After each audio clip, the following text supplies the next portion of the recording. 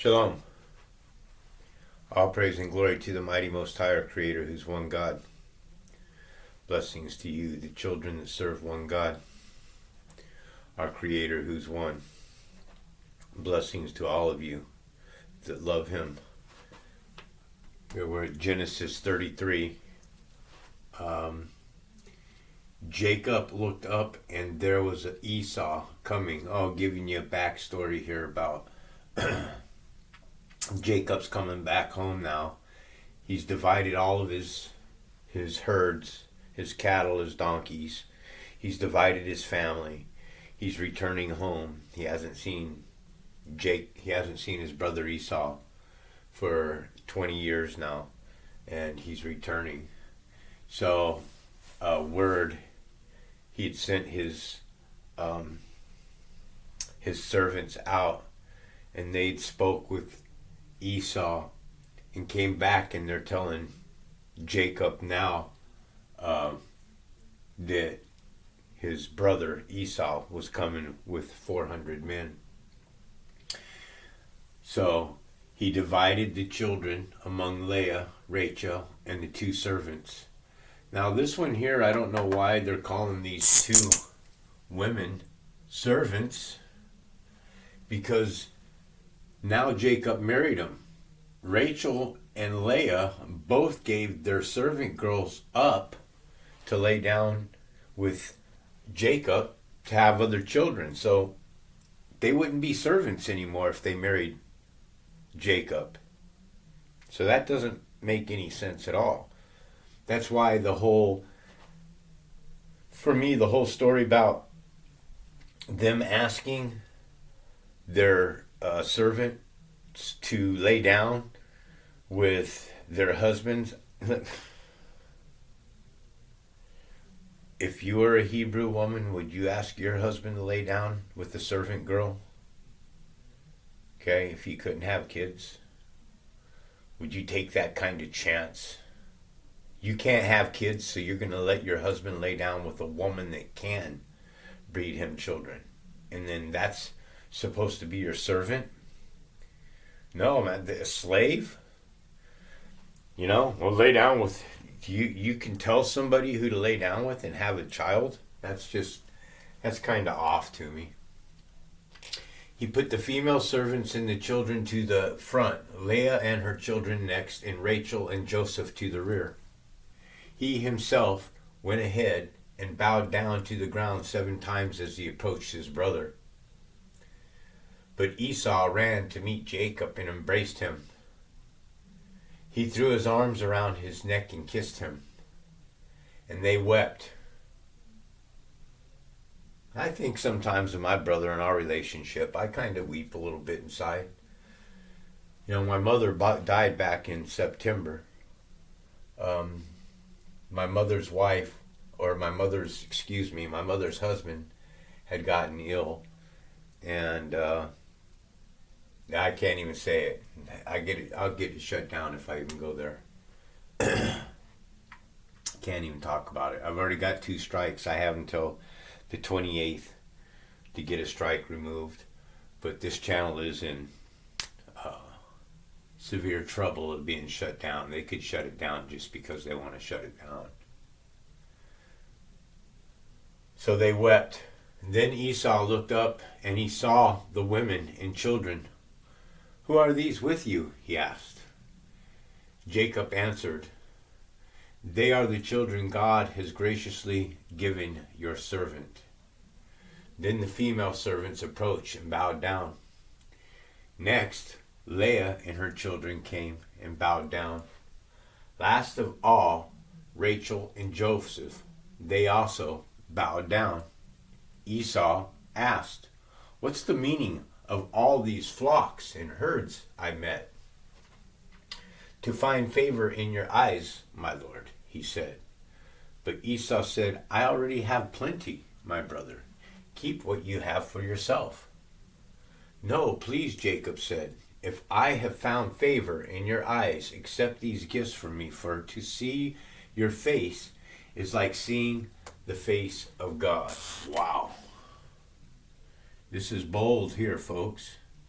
Again, God is Elohim. Okay? And I keep telling you that Elohim is mankind. Okay?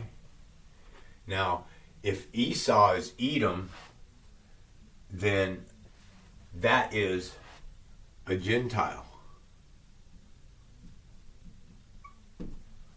That's the whole purpose. God is Elohim equals mankind equals a Gentile. Okay? So, you can't see the Creator face to face. So what they're telling you here in these lessons is that mankind consider themselves gods. The Gentile race considers themselves gods. They are the sons of God. Okay? The Gentile race are the ones that laid down with the children of God, the bloodline of Adam and Eve. You see, the Creator created evil first. He created the Gentile race first. Okay? Gentile race first are jinn, folks. Okay? And the definition for jinn are both good and evil spirits capable of moving through a host body. Our bodies are hosts. This is why the letter H is in the word ghost. It's not needed, is it? You spell ghost G-O-S-T, and it sounds if you looked at the spelling G-O-S-T, that's how you'd read it, ghost, the exact same way. So they added the H because it's a hidden meaning for a host body, and that's what jinn are. The Gentile are jinn, the tree of knowledge of good and evil, us. All right. In host bodies. Now that you have received me favorably, please accept the presents that were brought to you. For God has been gracious to me, and I have all I need. And because Jacob insisted, Esau accepted it. Then Esau said, "Let us be on our way. I'll accompany you." But Jacob said to him, "My Lord." Okay? Lowercase Lord again. Okay? Controller. Okay? This is a ruler. This is an authority. It's lowercase. The Creator tells us that we should not bow down before anybody, but we have been taught in this plane of existence, mostly the Hebrew, have been taught that you bow down as a sign of respect. Even in the Quran, when Iblis comes to, after the Creator creates Adam, okay? Iblis comes to Adam and is trying to, Iblis is told at that point in time, the first man was told at that time to come to the second man and bow. The nations and everybody were to bow before Adam and Eve. All right? And then everybody supposedly bows to the new creation except Satan, because he was too proud. Because he himself says that he is a god. Satan thinks of himself as God. God's power is just mind-blowing when you understand that he's created an energy force, a virtual reality. This plane of existence is a huge green screen. What does Christianity teach us? The Creator is trying to Satan is trying to duplicate everything that the Creator does. So, by the very fact that they're using green screens and stuff now, in CGI, and all the television images, what you're looking at me here right now, an image on the screen, okay? I am flesh and blood on the other side of the screen, but what you're looking at right here is nothing more than a portal for my soul to reach you, the same way that Satan uses this tool to reach you, but only he uses it with sex. He uses it to push transgenderism, okay? Gender, the very word gender is because you have the word gen. This is why genocide, you have gen in the word genocide. Genesis, all right?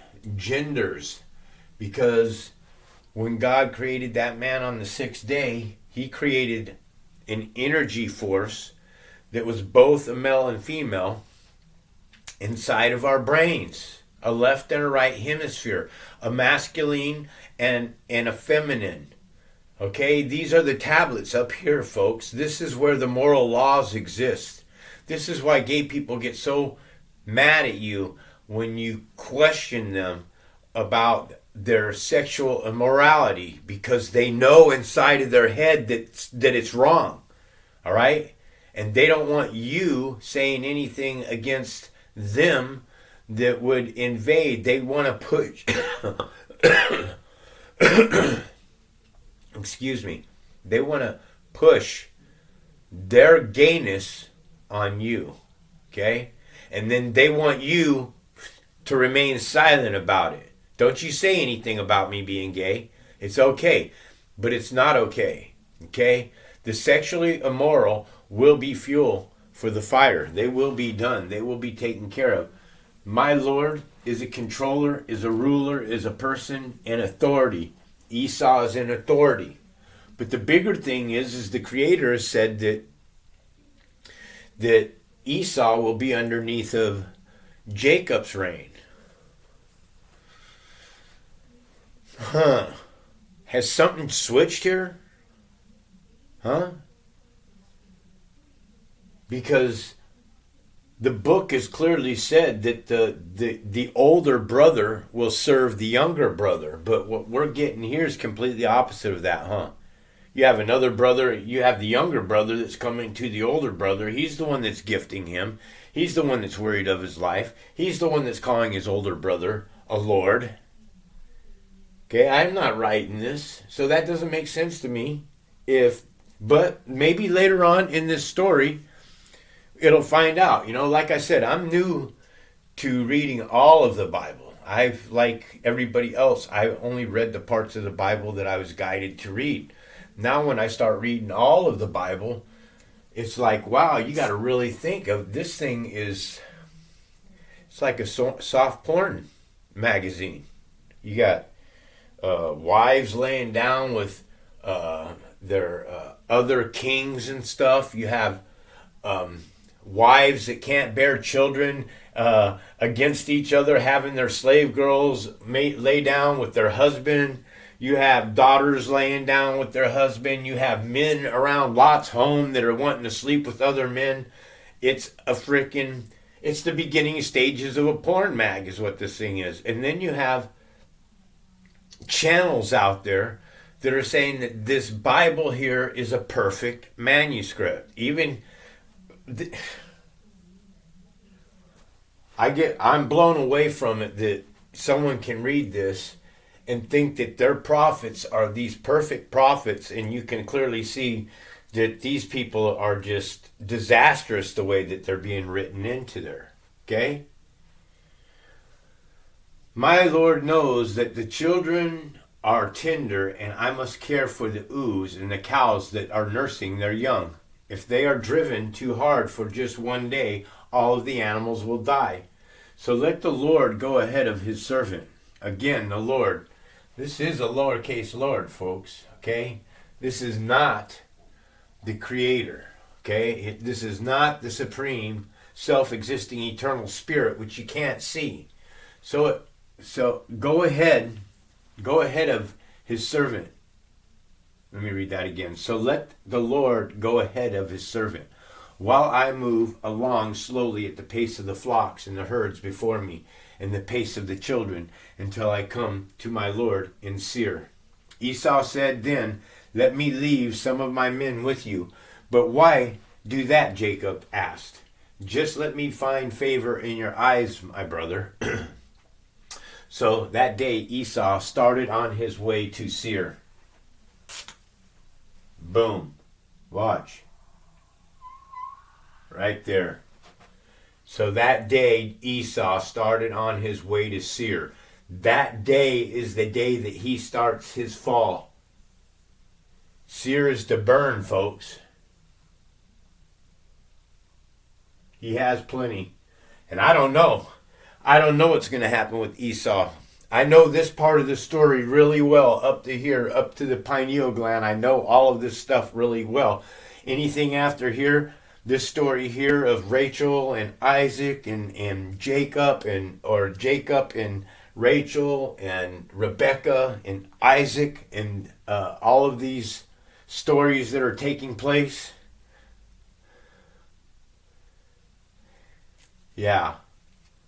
So he starts on his way that day to Seir. Now I know that this is a landmark in Israel, right? But Seir means to burn, folks.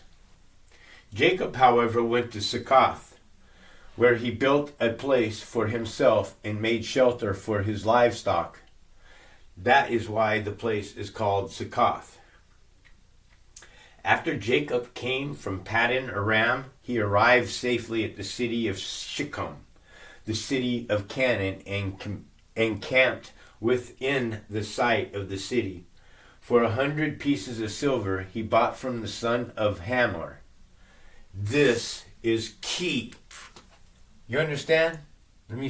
This is supposed to be a man of God, all right? And all of us that study the Bible know that if you're a Hebrew, you can't own land. No one can really own land, folks. You understand that? This is the Creator's. He's the one that gives.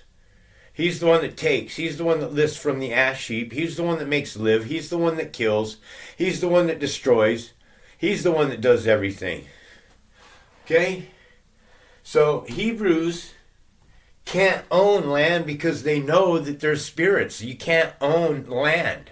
You've been cast into a slave world and made to think that you can own land, but America doesn't own shit. These people that are in power, they don't own a thing. They stole it, and then they made you think in their reality construct that it's all good. That your politicians just came over here and everybody singing Kumbaya by the fire and smoked the fucking peace pipe, and everybody just sat around and gathered and drank some whiskey and did shots. No, we came over here, we wrote treaties, we robbed them, we raped them, we lied to them, we moved the goalposts, we put them on reservations, we broke the treaties and we moved them again, and we broke the treaties and we moved them again, and then we build sites all over the indigenous people that were here already, and we build sites over their things. Sometimes they build sites over graveyards, our ancestors, our parasite ancestors that are in power, and then the bones don't get moved. They don't relocate the graves, okay? They're showing you in movies like Poltergeist that these grave sites weren't moved, and that they're building things, and that they're doing contracting, and that they're building over, burial sites, man. And you guys are just blinders, man, and you're not thinking about any of it. You don't care about squat of it, man. And if you don't snap out of this shit and understand that your government is at the crest of, it's ready to plummet into the hellfire, and anybody who serves their government or serves this vile religion called Christianity is you're done, man. Okay, no other gods before the Creator.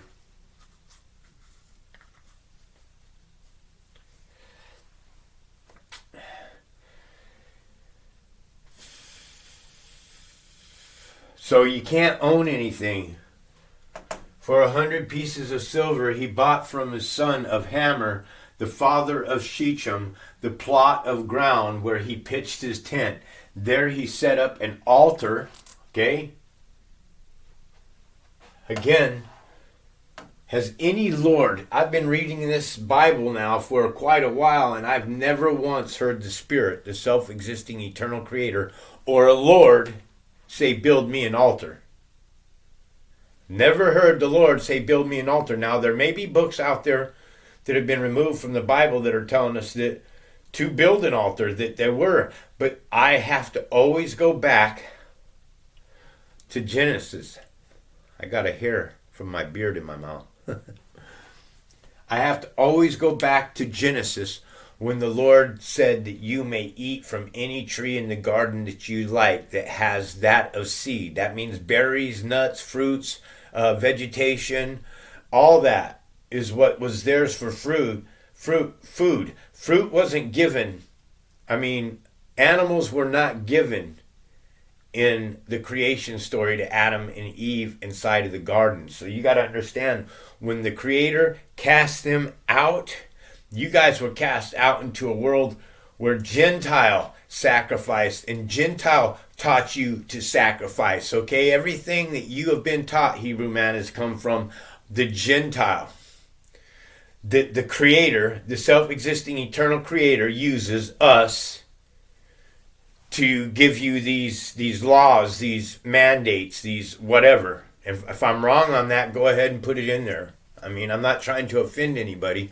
I'm just trying to point out to you that your ancestor, Adam and Eve, were cast out into a world of death that was already created.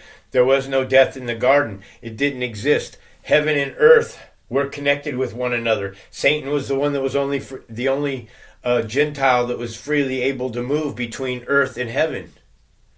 So you need to wake up, okay? Where he pitched his tent, there he set up an altar and called it El Eloah Israel. Elohi, excuse me. El Elohi Israel. Okay, you have El, and L. Okay, me personally, myself, I think L equals the devil, because it's in everything. Elyon, Elio, Elaha, all these Eli are, they're just crazy. Aliyah, Eli. El is surrounded in this Bible. Again, you have El as in the supreme here. Okay, El would be the supreme creator in this. Okay, but I'm not saying that his name, the creator's name is El. I'm not saying that his name is Yah or Yahweh or Yahweh or Yahuwah or Eloah. I don't call the Creator by a name at all. Okay? I don't do it. If there's somebody that's got scriptures that may point out a name for the Lord, but we got to be cautious and use discernment. We don't know what the Creator's name is, but we definitely know what the Antichrist's name is. Okay? The Antichrist's name is Jesus Christ. Okay? Jesus Christ is the Antichrist, folks. Okay? Jesus Christ wants you to eat his flesh and drink his blood, and that is a vampire, in case you didn't know. Okay? That's why we live in a realm where Hollywood pumps out vampire movie after vampire movie after vampire movie, because this plane of existence is a blood-sucking plane, and Jesus Christ is the one that wants you to eat his flesh and drink his blood, and you Christians are worshiping that. All right? So I hope you enjoyed the lesson. May the Creator put his Spirit on you so you can find discernment, because without the Spirit of truth, the living God, the self-existing eternal one, you're not going to figure it out. This stuff is going to be all foreign. My lips are just moving and you can't understand a word that I'm saying because you wear blinders. You got scales on your eyes. And if you can't understand what I'm sharing with you, then the bottom line is you are made for the fire. You are eternal fuel for the fire. Your soul, which is inside of the body, is going to go to a place that is going to be horribly. You're going to be hungry. You're going to not be able to breathe. You're going to be continuously tired. You're going to be a lower frequency. It's going to you're going to want water. You're going to understand the wrath. Okay, this plane of existence keeps pushing that Jesus Christ crucified is love. God is love. God is love. God is love, over and over and over. You hear it from every freaking Christian that there is, that God is love. All right? But they don't read the parts of the Bible that says that God is going to rip you in two and split you like a freaking wishbone if you don't repent, turn back to Him, and stop your idol worship. You got to understand, that man that was created on the sixth day of creation was created in an image of God, and Jesus Christ is the image of God. Those two parables alone should ignite a fire under your ass, or a stick of dynamite, and just blow the shit and the cobwebs and the scales straight off your eyes, folks. It's that easy to make that connection. 1:15 of Colossians says that Jesus is the image of the invisible God, firstborn over all creation. Then God said, let us make mankind in our image. The man that was made in his image, God's image, is Jesus, the firstborn. That man that's created on the sixth day is the firstborn over all creation. All creation are all the land, all the animals, all the sea, and the beasts of the field. The beasts of the field are the United Nations. I got some real stuff to teach. You know, I don't have all the answers. I'm very humble before the Spirit of God today, and I do it this because it's my penitence to myself. That I hope that the Spirit, the Creator, will find favor in me for trying to bring the truth to you, expose the lies in the Bible, and help you to see the difference in the contradictions and what doesn't work in this story. Much love to all the children that serve the Spirit of God. All praise and glory to you, the Most High. Shalom. This is White Raptor News Ministries.